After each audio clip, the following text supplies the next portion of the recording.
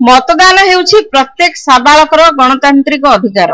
मतदान गणतंत्र को सशक्त करिथाय। सेथिपై निर्वाचन को गणतंत्र महापर्व बोली कहा जायथाय। तेणु प्रत्येक भोटर आगामी निर्वाचन रे मतदान करबा उचित। सहर रे मतदान हार वृद्धि करबा लक्ष्य रे मंगलवार पूर्वाह्न विश्वम्भर विद्यापीठ ठारे स्वीप वा systematic voters education and electors participation programme जरिया रे छात्र छात्री मानक माध्यम रे सेमानक पितामाता और अभिभावक मानक निश्चित मतदान पई अनुरोध पत्र प्रदान करा जायछि। अतिरिक्त जिलापाल राजस्व कैलाश चंद्र नायक, अतिरिक्त जिलापाल प्रशासन शरत चंद्र बेहरा, अतिरिक्त जिलापाल प्रोटोकॉल नीलमाधव भोई, जिला परिषद मुख्य उन्नयन तथा कार्यनिर्वाही अधिकारी प्रियरंजन पृष्टि, अतिरिक्त उपजिलापाल नीलमाधव माझी, डेप्यूटी कलेक्टर राकेश कुमार पंडा, मनीषा षडंगी, जिला सूचना लोक संपर्क अधिकारी संतोष कुमार सेठी, विश्वम्भर विद्यापीठर प्रधान शिक्षक शुभश्री दास और अन्य शिक्षक शिक्षयित्री मानक उपस्थित रे छात्र छात्री माने एही अनुरोध पत्र लिखिथिले। उपरोक्त अधिकारी माने एक सुदृढ़ गणतंत्र पई